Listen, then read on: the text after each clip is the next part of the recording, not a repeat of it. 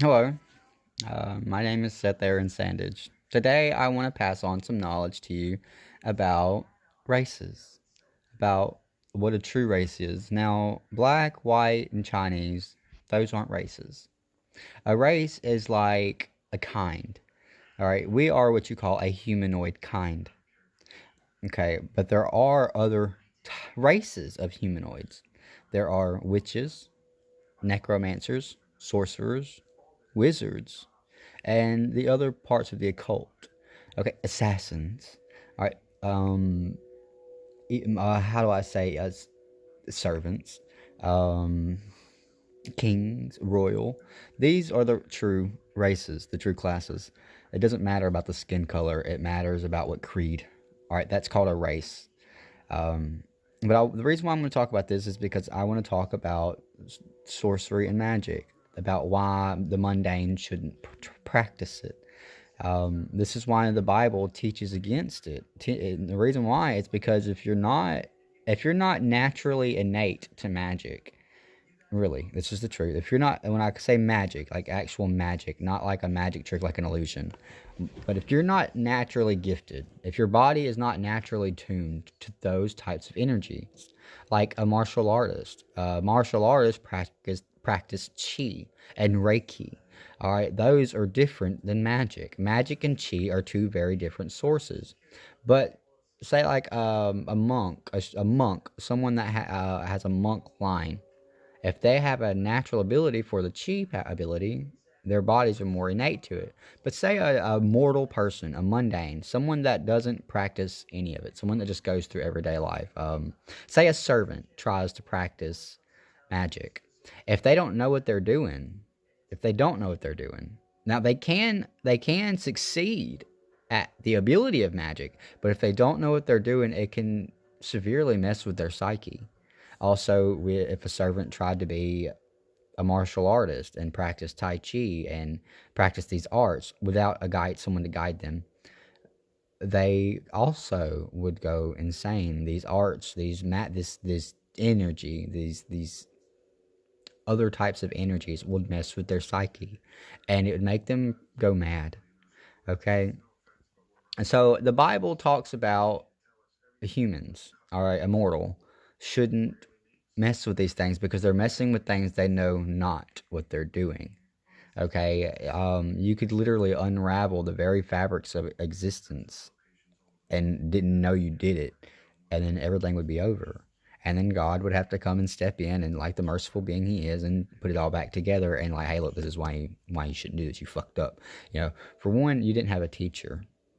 Okay, and after the Black Ages, there are no more teachers for those archaic arts. So even the people that are the reason why the people who are naturally gifted with magic can use magic is because their body is adapted to that. They have had it in their bloodline. Their body is adapted to those energies, those properties. So someone that's why when you see someone who is a witch or a pagan, I say pagan because pagan's Christian, but I say anyone who's a witch or a necromancer or a sorcerer or someone that practices Tai Chi, Chi user. I personally, I'm a Chi user personally, but I also believe in the Christian belief. I do believe that there are different races, but I do also believe that the Christian belief has been watered down. I also believe that the Christian belief has been highly misinterpreted. But what I have come to understand when in my prayers to the God I believe in, God has answered me and told me this is why I don't want everyone practice. I don't, because if you're not, it's like sending. Okay, would you want to send a human, a mortal, someone that's or let's say that someone that's a servant with no training, and someone that's a witch with no training? All right, but you have a servant and you have a witch. Which one would you send to solve a magical problem? Which one? Even though the witch hasn't been trained yet, they're naturally attuned to magic. Naturally. So they could accomplish this task successfully and come out unharmed. Now, granted, the task would be very hard for them because they would not have any training and know what to do, but their body, their subconscious, their DNA, what they have been bred with, would naturally know what to do. You see, God gave the ability to other creatures in the beginning to create. He said, let us go make man in our image, meaning he gave multiple beings the ability to create humans. So God created man, mortal. God created a mortal man that were, think about it, what were Adam and Eve? They were servants. They tilled and attended to the garden. They were servants. That's what they are. So that's the first class, the servant class. And that's the class that God created. Now there is a very, very special thing about being a servant class. If God ordains that servant to be a magic servant, they will be. They'll be the best one there ever is. If there is a magic servant, no witch or necromancer can overcome them because they're backed up by the creator who gave the other creators the ability to create in the first place. So this servant, that's the only servant that can. But say the servant is a servant of archery, or a servant of farming, a servant of chi, a servant of energy working. All right, there's these classes. God has a servant for everything, just one. All right, Adam was a servant to till the ground and make and to work the ground. Eve was the servant that was created, that was made from Adam, was created to help Adam. Not every. All right, so Adam had a helpmate, and that was Eve, and that was what her role was. Her role was to serve God by serving Adam, and Adam's role was to serve God. So anything that's what God ordained him to be. So after the people fear things they don't understand. I don't want to make this video too long. People fear things they don't understand. And that's why during the occult trials, a lot of people were slain for what they were doing, because they were doing things that were odd. They probably did conjure a fireball in their hand, or conjure lightning from the sky. They were adept to those kind of energies, and people feared that and got freaked out. You know, a little witch kid is running around, and in their household, magic is normal. You know, she's sitting there in her house. So now, granted, they're probably taught now you don't harm nobody with these abilities. You can show them to people, but you don't harm it. Back then, and so now these kids, and like also, there are certain types of witches and necromancers and sorcerers too. You know, they were ordained for certain reasons too. There's some that are casters. There are some that are potion makers. There are some that are word weavers. You know, there's different classes in that sector. Now, a word weaver can make a potion, but if a word weaver wanted a good potion, they'd go to a potion maker, an alchemist, so to speak. And so anyway, I understand that a race is not the color of your skin. I understand that the race is your class. Your race is what you are. Also, an animal. An animal is a different race than we are. You got the canine race, and you got the bug race, the creepy crawly kinds, the beast of the field, which is like the ox and the cows and things like that. You know, these races, these kinds, and I am what you call a servant. Me. All right, I am what you call a vessel of God, a temple of the Holy Ghost, meaning that I serve God in what way God needs me to at that time. Meaning I have obtained a lot of knowledge, and I can apply a lot of this knowledge, and through the mercy of God and the teaching grace of God, I come out unscathed. Now it's very hard. So that's what I'm a servant class. But if you're a witch, you know, that's what God created you to be. If you're a necromancer, awesome. If that's what God intended you to be. If you are naturally attracted to those things, that's what God ordained for you to be. But I am a servant, and I serve God. And the way I serve God is by learning knowledge.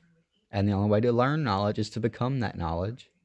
And so that's how I serve my Creator. And when I learn that knowledge, I pass that knowledge to other people to inform them of what's going on. Well, I guess I made another 10-minute video. To those of you who watch, hello, peace and love. Be careful out there. There are strange things in the world. And to those who don't believe in peace and love, but those who believe in chaos and death, and hate, more power to you. I got one more thing to say before I'm going over my time. Um, to God, even darkness is a light. Did you know that? He says, but how great is that dark light? How great will you? He says not to hide your light under a bush, your light. So say God created you with a dark light. Say you are dark. Say you're darkness, but God sees you as light, a dark light. He asks you, how great is that dark light? He says not to hide your light under a bush. Not to hide it. He says mount that light on top of a hill for all to see. For all to see. How great is that dark light? Then you have a great. Say you have a light, a golden light. There's dark lights. There's lights. There's golden lights. There's blue light. There's all kinds of lights. There's multiple colors of light. But God sees light in everything. I see two lights. I see darkness and I see light. That's the only lights I see. Now I see the vibrations and feel the vibrations of the other lights bouncing off, and that's what they send to me. But that's just a reflection. That's not the light that it's casting. That's the light that it looks like. The shell. All right, everything has a shell, but they're not showing their inner light. How great is your inner light? That's what I'm gonna ask you. And what is your inner light? What is your purpose? Are you a servant? Are you a king? Are you a queen? Are you a witch? Are you a necromancer? Are you a leader? And if you're a leader, what kind of leader? If you're a servant, what kind of servant? Maybe you're a servant that serves people and not serves God. How great is that servant of people light? Maybe you're a servant that does serve God. How great is that light to serving God? How great is that? Maybe you're a servant of just magic. There's a difference between being a servant of magic and a witch, just so you know. It truly is. God's people are servants, okay? That when God created Adam and Eve to be servants, and that's what they are. They serve him by taking care of creation. All right, and that's why servants are so important, and that's why servants are classed in so many different things. It's because servants are meant to take care of creation. And you are a creation, my friend, and fellow races. You are creation, and there is another piece of knowledge. Just because you're of a different race or a different creed doesn't mean we're not the same. We're both still made from matter and energy, and we're very closely related.